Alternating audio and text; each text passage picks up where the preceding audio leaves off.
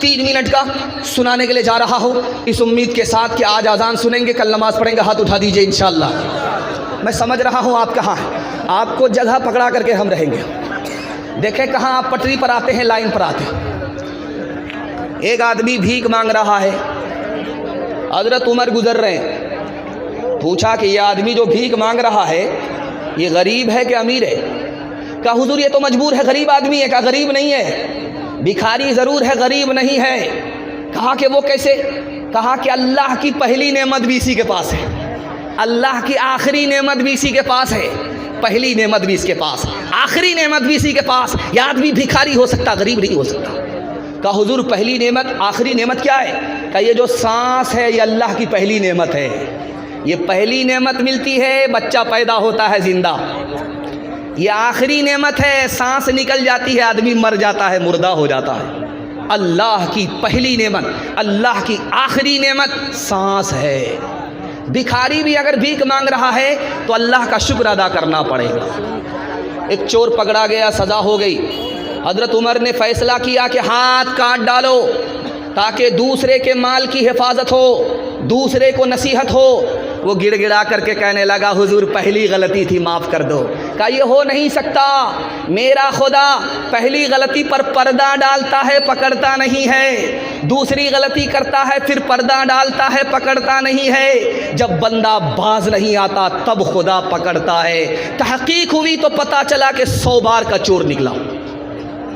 آپ کسی سے گلاس مانگیے، آپ کو گلاس ملے گا، پانی نہیں ملے گا۔ آپ کسی سے پانی مانگیے، گلاس آپ کو فری میں مل جائے گا۔ ایسا کیوں ہوتا ہے؟ گلاس مانگیے، کسی سے پانی نہیں ملے گا، خالی گلاس ملے گا، لیکن آپ پانی مانگ کر کے دیکھیے گلاس فری میں آپ کو مل جائے گا۔ یہ فرق کیوں ہے؟ پانی مقصود ہے، جب آپ نے مانگ لیا تو گلاس فری میں مل گیا، لیکن گلاس مقصود نہیں ہے، ذریعہ ہے۔ آپ نے گلاس مانگا اس لیے پانی نہیں ملا۔ دین دنیا میں مقصود دین ہے۔ اگر فری میں دنیا چاہیے تو اللہ سے دین مانگ لیجئے، خدا آپ کو فری میں دنیا دے دے گا۔ اگر ایک آدمی بہت طاقتور ہے تو ڈرا دھمکا کر کے کام نکال لے گا، ایسا کر دیں گے ویسا کر دیں گے، کام اس کا بن جائے گا۔ پیسہ والا آدمی ہے، رشوت میں پیسہ دے دے گا، اس کا کام بن جائے گا۔ لیکن خدا سے کوئی اگر کام نکالنا چاہے خدا کو دھمکی نہیں دے سکتا، وہ ہم سے زیادہ پاورفل ہے۔ خدا کو کوئی رشوت نہیں دے سکتا کیونکہ اس کا خزانہ ہمارے خزانے سے بہت بڑا ہے۔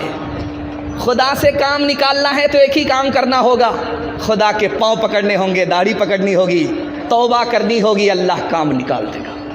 ایک مثال ہے، پیغام ختم کر رہا ہوں۔ جوان دارو کی بوتل چھپا کر کے روڈ پاس کر رہا تھا، حضرت عمر نے دیکھ لیا، کہا او جوان کیا چھپا کر کے جا رہا ہے؟ نبض بھی ٹھار ہو گئی، پیشاب بھی رک گیا۔ اب اللہ میاں سے کہتا میرے پروردگار آج عزت آبرو تو ہی بچا سکتا ہے۔ عمر کو اگر پتہ چل گیا کہ چھپنے والی چیز، چھپانے والی چیز شراب ہے تو اتنے کوڑے پڑیں گے کہ جنازہ اٹھ جائے گا۔ میرے پروردگار آج عزت آبرو تو ہی بچا سکتا ہے۔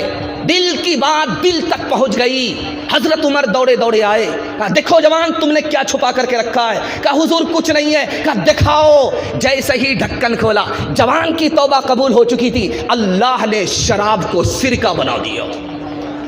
ہے غوث و قطب سب غلام سے خدا کے، نبی یا ولی ہو اسی سے ہے لیتے۔ ہے غوث و قطب سب غلام سے خدا کے، نبی یا ولی ہو اسی سے ہے لیتے۔ جسے چاہے دے دے، جسے چاہے نہ دے، بنا دے وہ جس کا بنے گا مقدر۔ ہو اللہ اکبر، ہو اللہ اکبر، ہو اللہ اکبر، ہو اللہ اکبر۔ اسی کے ہے ہاتھوں میں حاجت روائی، اسی کے ہے بس میں یہ مشکل کشائی، اسی کو ہے حاصل یہ شان عطائی۔ ہو ہوا ہے نہ ہوگا کوئی اس کا ہمسر، هو اللہ اکبر، هو اللہ اکبر، هو اللہ اکبر، هو اللہ اکبر۔ مصیبت میں خدا کو، راحت میں سسر کو یاد رکھیں گے، ہاتھ اٹھائیے انشاءاللہ۔ یہ دیکھیے کتنے سیانے ہیں۔ دوسرا پیغام سیرت کے حوالے سے 3 منٹ کا آپ کی خدمت میں آ رہا ہے۔ بہت اچھا مجمع ہے، بہت اچھا سن رہے ہیں، دیر تک آپ کو جلسہ سننا ہے۔ اللہ ہمارے سنانے کو، آپ کے سننے کو بے حد قبول فرمائے۔ ایک نقطے کی بات یاد رکھیے، آسمان میں نماز ملی، عرش میں نماز ملی۔ جب نماز کو پہلی بار لے کر کے نبی آئے تو سب سے پہلے اپنے چچا کو پیش کیا کہ چچا ابو طالب ہیں، نماز لے کر کے عرش سے آئے۔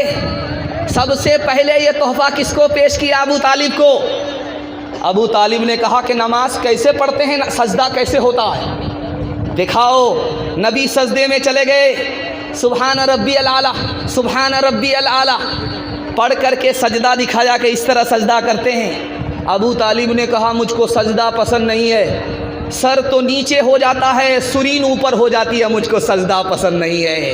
نبی کی سنت میں ابو طالب نے عیب لگایا، اللہ نے ایمان کی دولت سے محروم کر دیا۔ میں ہاتھ جوڑ کر کے آپ سے کہتا ہوں، اگر آپ داڑھی نہیں رکھتے ہیں توبہ کرتے رہیے، ایمان آپ کا سلامت رہے، لیکن داڑھی کی توہین مت کیجیے گا، ایمان چلا جائے گا۔ داڑھی نہیں رکھتے ہیں، عادت نہیں ہے، توبہ کرتے رہیے کہ گناہ ہو رہا، اللہ معاف کرے، آپ کا ایمان سلامت رہے گا۔ لیکن جہاں آپ نے داڑھی کی توہین کر دی کہ داڑھی رکھتے ہیں بوڑھا معلوم ہوتے ہیں، داڑھی رکھتے ہیں کھجلی ہوتی ہے، ایسا لگتا ہے کہ بیگن کھا رہے ہیں 1 مہینے سے، اس لیے داڑھی نہیں رکھتے، داڑھی کی توہین ہے۔ داڑھی کی توہین اگر آپ نے کی ایمان چلا جائے گا۔ کیوں؟ داڑھی نبی کی پسند ہے، نبی کی سنت ہے، جو اس میں عیب لگائے وہ مسلمان نہیں ہو سکتا۔ ایک موسیٰ سے مقابلہ کرنے کے لیے کتنے لوگ آئے؟ 3 لاکھ لوگ جادوگر حضرت موسیٰ سے مقابلہ کرنے کے لیے آئے۔ مؤلف القرآن نے لکھا ہے ایک موسیٰ سے مقابلہ ہو رہا ہے، کتنے جادوگر آئے میدان میں؟ 3 لاکھ۔ آج صرف فلسطین سے مقابلہ کرنے کے لیے پوری دنیا آ گئی ہے، 100 چوٹ سونار کی، 1 چوٹ لوہار کی۔ موسیٰ علیہ السلام بھاری پڑ گئے، سارے جادوگر ہار گئے۔ حضرت موسیٰ نے پوچھا میرے پروردگار یہ مجھ سے مقابلہ کرنے کے لیے آئے تھے، 3 لاکھ کی تعداد میں میں اکیلا تھا، یہ ہار گئے میں جیت گیا۔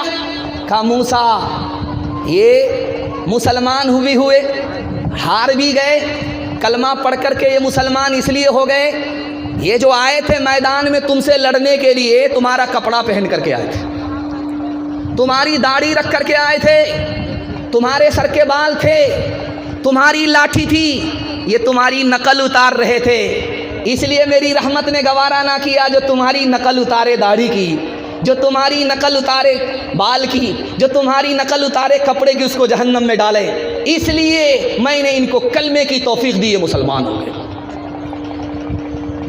آپ کسہا سے لے کر کے پنجاب تک جائیے، ایک بھی سردار سکھ آپ کو بھیک مانگتا ہوا نظر نہیں آئے گا، دکھا دیجیے آپ۔